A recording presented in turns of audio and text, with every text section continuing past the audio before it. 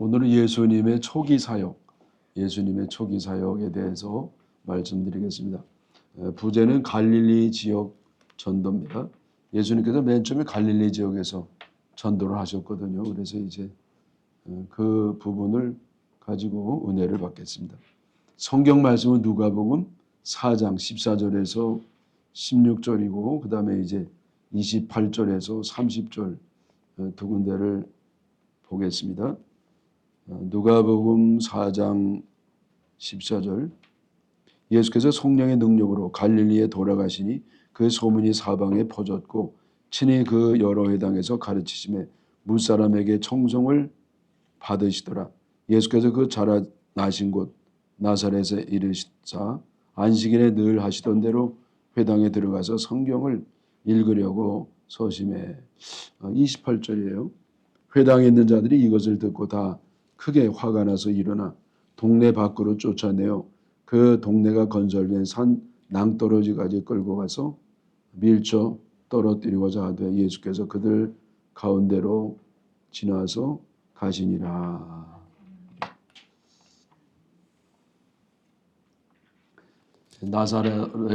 나사렛에 살고 있던 그 요셉과 마리아, 그리고 예수님의 그 양친 부모잖아요. 그래서 그들은 이제 로마 황제의 명령에 따라서 고향인 베들레헴으로 갔습니다.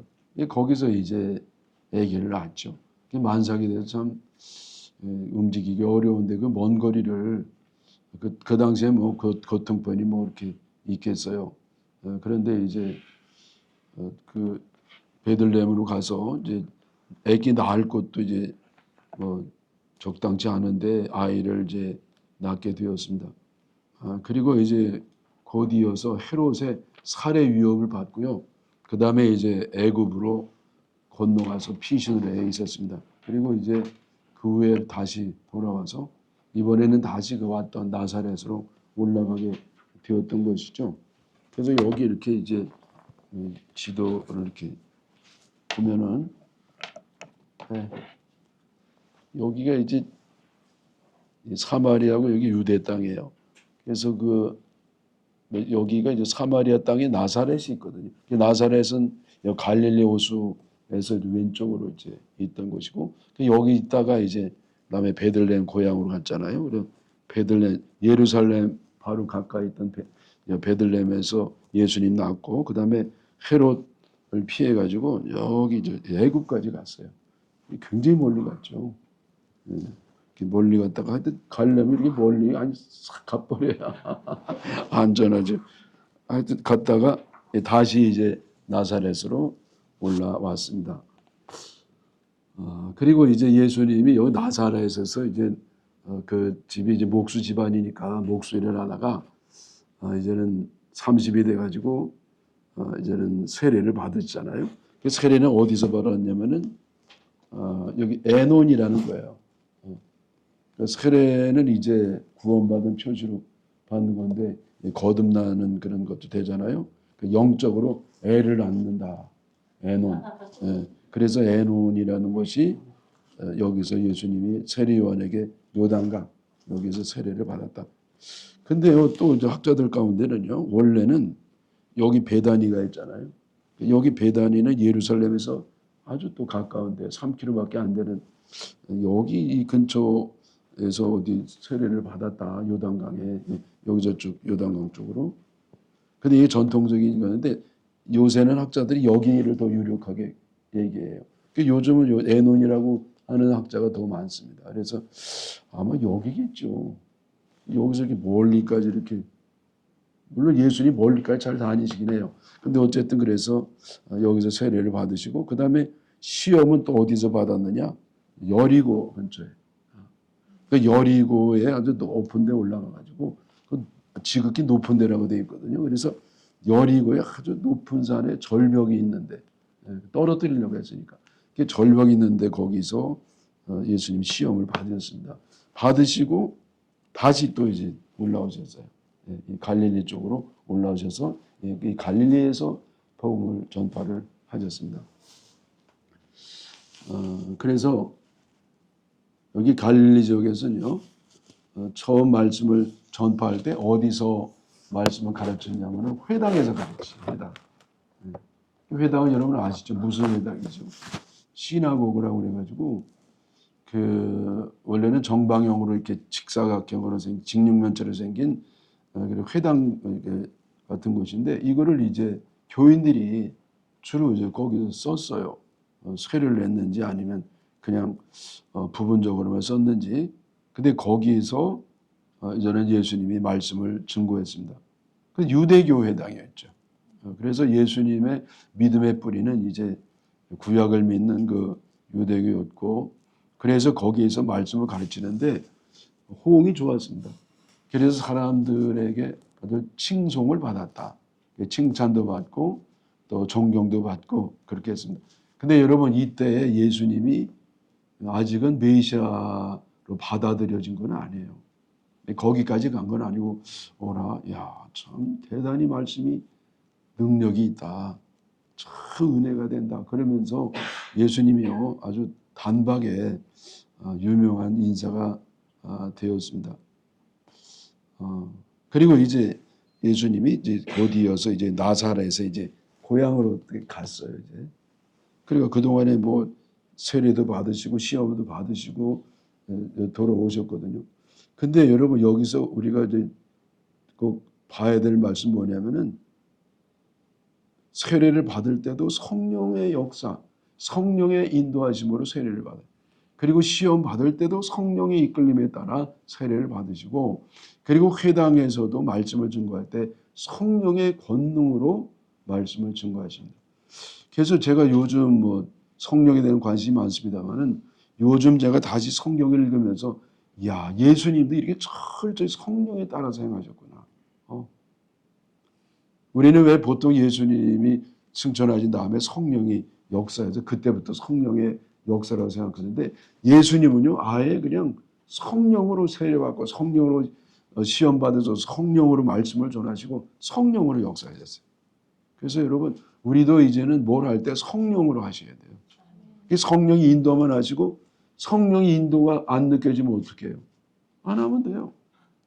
근데 우리는 성령이 인도하면 막 하거든요. 아닙니다. 그냥 그때는 중지하고 있어야 돼요. 그리고 이제 정말 성령의 이끌림이 있을 때에 하면 주님의 뜻이 나를 통해서 이루어지는 줄로 믿습니다. 자, 그리고 여기서 우리가 아주 주목할 말씀이 있는데 그건 뭐냐면 자기 규례대로라고 되어 있어요. 자기 규례대로. 자기 규례대로라고 되어 있어요. 그게 자기가 만든 규칙대로 했다는 거죠. 여러분 이 말씀이 또 중요해요. 여기 보시면은요.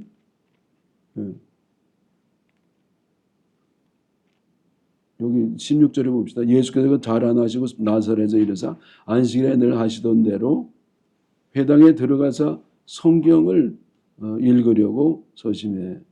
그래서 늘 하시던 대로, 늘 하시던 대로예요. 그러니까 예수님이 습관적으로 자기가 하나의 규칙을 만들어 가지고 거기에 따라서 성실하게 하다가 이제는 사람들에게 이렇게 은혜도 주고 성령 충만도 있고 그렇게 했습니다. 그래서 여러분 우리 은혜를 받는 것은요 느닷없이 갑자기 뭐 이렇게 충동적으로 되는 건 아니에요. 그냥 성실하게 꾸준히 뭐 별거 아닌 것 같아도요 터벅터벅 광야를 걷는 것 같아도 그렇게 하다 보면 어느 순간에 성령께서요 우리에게 역사하셔서 은혜를 받을 때가 오는 줄로 믿습니다. 그래서 이 회당에 늘 들어가셔서 성경을 읽은 것처럼 이때도 성경을 이제 주님이 읽으십니다. 근데 뭘 읽었냐면은 4장 18절에서 19절 18, 19 주의 성령이 내게 임하셨으니 이는 가난한 자에게 복음을 전하게 하시려고 내게 기름을 부으시고 나를 보내사 포로된 자에게 자유를 눈먼 자에게 다시 보게 함을 전파하며 눌린 자를 자유롭게 하고 주의 은혜를 전파하게 하려 하심이라. 예, 그래서 예수님이요 그 이사야의 말씀, 자 이사야의 말씀이 어떤 내용이죠? 앞으로 오실 메시아가 어떤 사역을 할 것인가에 대한 예언이에요. 그 메시아가 뭘 할 거냐? 그러니까 메시아가 오시면은 이렇게 자유를 준다는 거예요. 가난한 자에게는 부하게 하시고 눌린 자에게 자유를 주시고 그래서 모든 우리를 억압하는 그런 어두운 세력으로부터 밝은 을 주시고 자유를 주신다. 그래서 여기까지는 별 문제가 없었습니다. 근데 그 다음에 어떤 게 문제가 생겼느냐? 그 다음에 이제 예수님이 거기에 대해서 해석한 말씀이 이제 문제가 됩니다. 자, 뭐라고 하십니까? 21절에 이에 예수께서 그들에게 말씀하시되 이제 그 설교를 하시는 겁니다. 그러니까 여기에 대해서 이제 해설을 하는 거예요. 강해 설교예요. 그래서 뭐라고 하냐면은 이 글이 오늘 너희 귀에 응하였느니라. 자, 이 이사야의 이 말씀, 메시아가 오셔가지고 너희들을 해방시켜 준다고 하는 이것이 너희에게 오늘 임하였느니라. 임할 것이다가 아니야. 임하였느니라. 그래서 맨 처음에 사람들이요, 예수님이 이걸 말씀할 때는 그냥 뭐 반쯤은 졸다가 듣는 거니까. 그래서 졸다 보니까 뭐 그렇지, 뭐 늘 듣던 말씀 우리가 기다리던 말씀이야. 그 예수님이 바로 이 메시아라고 하는 자기를 가르쳐서 내가 메시아라고 얘기하는 것은 상상을 못했습니다.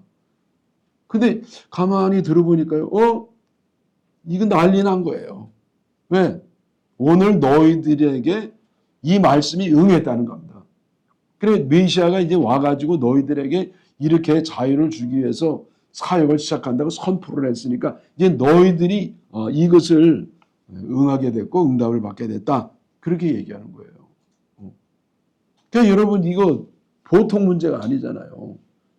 예수님이 갑자기요, 저 요셉의 친구인데, 친구거나 뭐 친척이거나 막 이런 관계에 있는데 그 아들 이 예수가 탁 설교를 하더니 갑자기 자기가 메시아라는 거야. 자기가 메시아의 사역을 지금 하고 있다는 겁니다. 아멘이 되겠어요? 그래서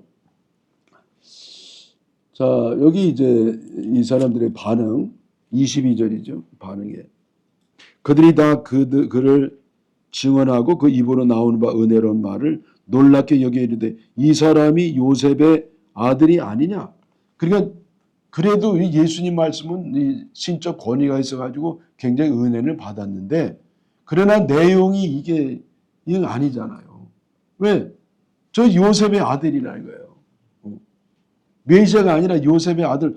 얘가 어려서 계속 그 아버지한테 그 목수하면서 이렇게 목수 늘 공부도 하고 아버지도 돕고 우리가 다 알던 사람인데 갑자기 이게 메시아로 나타나니까 여러분 어떻게 이게 인정이 되겠습니까? 요셉의 아들이다. 딱 그렇게 요셉의 아들로서 예수님을 폄하하는 겁니다. 우리랑 똑같이 내 이웃집에서 같이 이렇게 늘 있던 사람이 갑자기 무슨 의사 이렇게 메시아가 되겠느냐 얘기해요. 그랬더니 여기 23절에 예수님이 또 거기에 대해 말씀하시죠. 예수께서 그들에게 이르시되 너희가 반드시 의사야 너 자신을 고치라는 속담을 인용하여 내게 말하기를 우리가 들은 바 가버나움에서 행한 일을 내 고향 여기서도 행하라 하리라. 자 여러분 여기 이게 무슨 말이죠? 의사야 너 자신을 고쳐라. 여러분 의사는요 먼저 자기가 건강해야 돼요. 왜냐하면 병 들어가지고 골골하면서 사람들 고치려고 그러면 뭐라 그럽니까? 아이고 너나 고쳐. 너를 고쳐. 그래야 우리가 네가 실력인 줄 알고 우리가 병을 이렇게 고친 바 맡기지. 우리나라에도 비슷한 말이 있잖아요. 점쟁이가 거적대기 들고 쭈그리고 앉아있어. 아이고 네가 무슨 팔자를 고친다고 그래. 네 팔자나 먼저 고쳐. 그럼 우리가 그러면 우리가 너한테 팔자를 고치라고 맡겨줄게. 그런 얘기가 똑같은 얘기를 한 말이죠. 그래서 예수님에게 왜 이런 말을 했느냐. 네가 메시아란 말이야. 그럼 메시아 증거를 보여줘봐. 메시아 증거가 뭐냐. 너 소문을 들으니까 가버나움 여기에서 갈릴리에서 많은 기적을 행했다더니 그럼 우리에게도 한번 너 기적을 보여줘봐라. 지금 한번 보여줘봐. 그럼 우리가 믿든지 말든 할 테니까 그렇게 이들이 이제 얘기를 했습니다.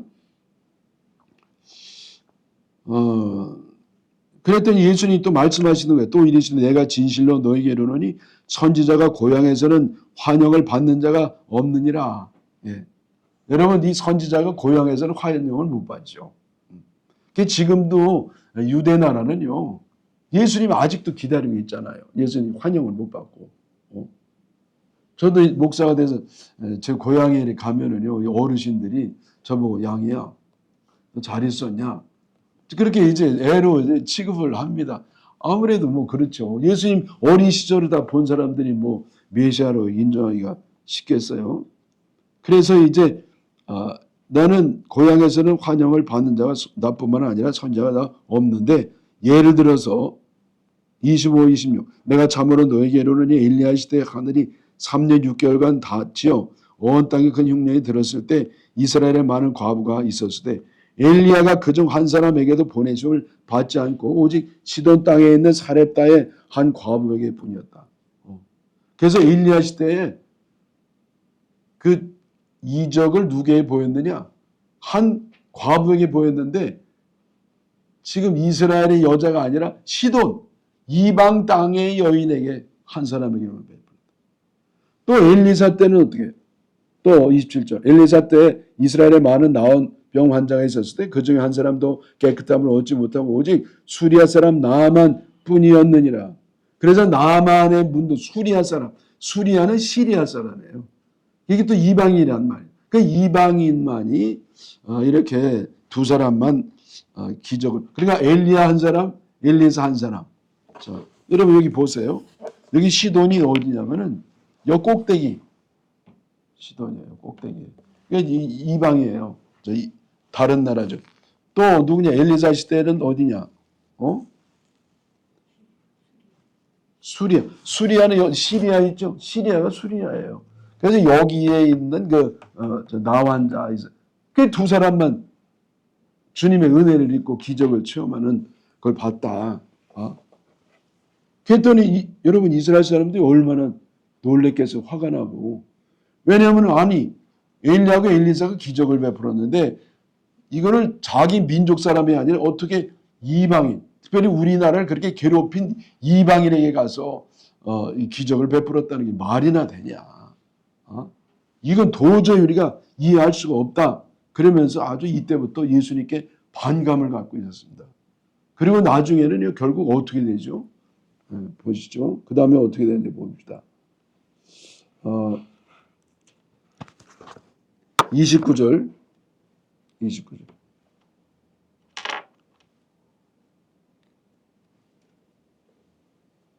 일어나 동네 밖으로 쫓아내어 그 동네가 건설된 산 낭떠러지까지 끌고 가서 밀쳐 떨어뜨리고자 하되 예수께서 그들 가운데로 지나서 가시니라. 자, 여러분 보세요. 참 이거는요.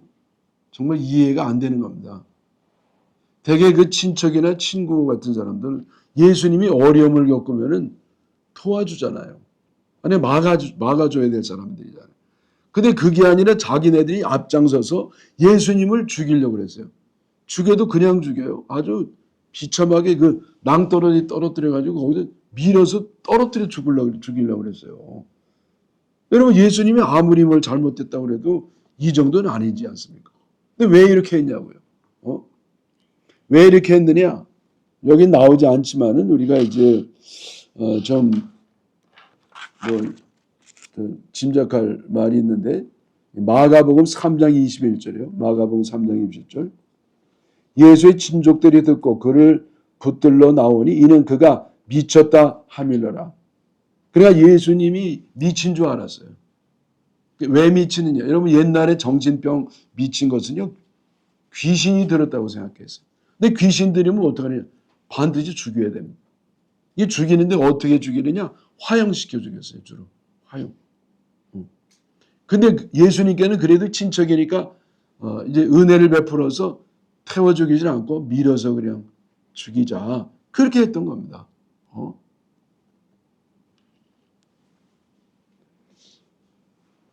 여러분 이것이 인간입니다.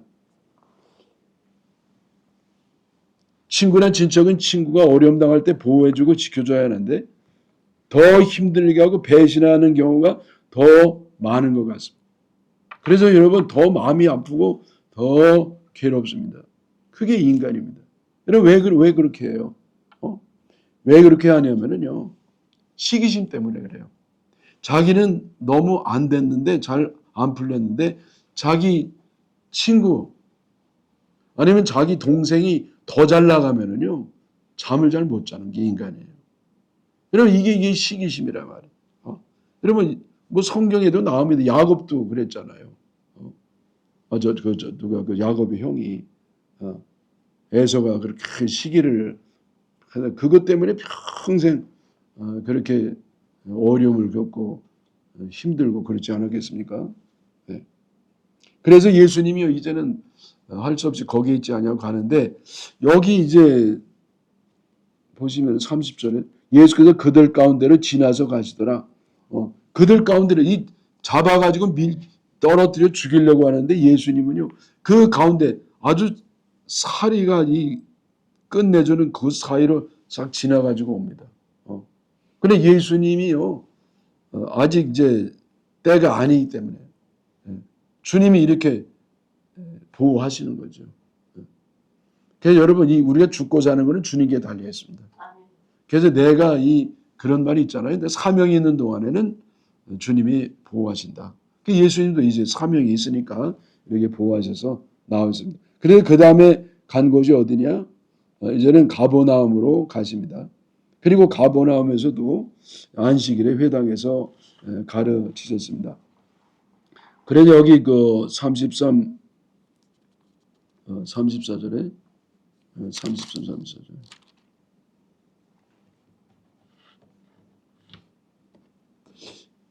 이 나사렛 31절부터 봅시다. 갈릴리의 가버나움 동네에 내려와서 안식일에 가르치심에 그들이 그 가르치심에 논란이 이는 그 말씀이 권위가 있음이로라. 회당에 더러운 귀신 들린 사람이 있어 크게 소리질러 이르되 나사렛 예수 우리가 당신과 무슨 상관이 있나이까? 우리를 멸하러 왔나이까? 나는 당신이 누구인 줄 아노니 하나님의 거룩한 자니이다. 그래서 예수님이요 가버나움에 들어가셨을 때도 역시 이제 회당에 들어가셨어요. 그게 안식일 날 이제 회당에 이제 들어가셔서 말씀을 증거하는데 여기는 호응이 좋았습니다. 그래서 예수님의 성장 과정을 모르던 사람들은 오히려 이 편견이 없으니까 선입견이 없기 때문에 오히려 그냥 잘 받아들였습니다. 그래서 이들이요, 뭐 대단하다. 성경에는 그 이유가 나오잖아요. 랍비들은 그냥 배워서 말씀을 증거하는데 예수님은 신적 권능을 가지고 전하니까 뭐 비교할 수가 없죠. 엄청난 그런 은혜를 이들이 받았습니다. 근데 여전히 아직 예수님을 메시아로서는 받아들이지 못했습니다. 근데 예수님을 메시아로 안 존재가 있었어요. 누굽니까? 누구예요? 귀신 들린 사람. 귀신이 귀신같이 알았습니다.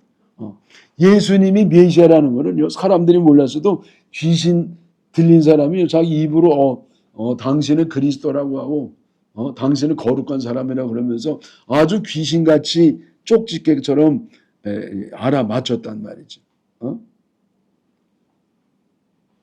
야고보서에도 이와 같은 내용이 나옵니다. 야고보 2장 19절에 내가 하나님은 한 분이신 줄 믿느냐?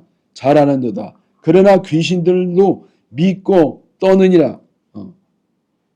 여러분 그래서 뭐 쪽집게처럼 알아맞춘다고 해서 그 인정하면 안 돼요. 여러분 점쟁이한테 갔는데 어쩌면 이렇게 내 과거를 꽁꽁 숨겨둔 거를 알 수가 아는지 몰라. 그렇다고 여러분 거기 돈 들고 가면 절대 안 됩니다. 그 인정하면 안 됩니다. 왜냐하면 그 마귀는요 생각이 중요한 게 아니에요. 하나님을 믿는 믿음도 있었어요. 근데 믿음은 뭐 하냐고 하는 게 늘 행동은 거꾸로 하는데 하나님 배신하고 사람을 망하게 해서 죽이려고 하는 것이 바로 마귀였기 때문에 그것을 인정하면 안 됩니다. 그래서 예수님이요 귀신을 이제 쫓아서 내쫓아 버렸습니다. 35절에 예수께서 꾸짖어 이르시되 잠잠하고 그 사람에게 나오라 하시니 귀신이 그 사람을 무리 중에 넘어뜨리고 나오되 그 사람은 상하지 아니하신지라. 다 놀라 서로 말하이르되 이 어떠한 사람인고 권위와 능력으로 더러운 귀신을 명함에 나가는도다 하더라. 그래서 여기 그 사람들이요, 귀신을 내쫓는 거 보고, 야, 세상에 이런 권능이 어디 나오느냐. 이건 인간의 권능이 아니야. 영적인 권능이야. 근데 거기까지는 괜찮았어요. 근데 여러분, 이 사람들이 그 다음에 어디로 이렇게 삐뚤리 가냐면은, 이거는 필시 귀신, 성령의 역사라고는 생각하지 못하고, 하나님의 능력이라는 건 믿지 못하고요. 이거는 필시 영적인 강력한 존재, 바알부얼, 마귀의 왕이 이런 권능을 주어가지고 이렇게 하게 했다. 그래서 예수님을 이렇게 왕마귀가 들어갔다고 생각해요. 왕마귀. 그래가지고 친척들이 책임감을 가지고 자기 그 아들 또 친척들이 조카들이 막 붙잡아서 죽이려고 했던 것이었죠. 여러분, 그래서 이게 안 믿으려는 사람을 믿게 할 도리는 없어요. 성령이 역사하셔야죠. 여러분, 내 논리로 되지 않습니다. 저들이 안 믿는 논리는요, 더 화려해요.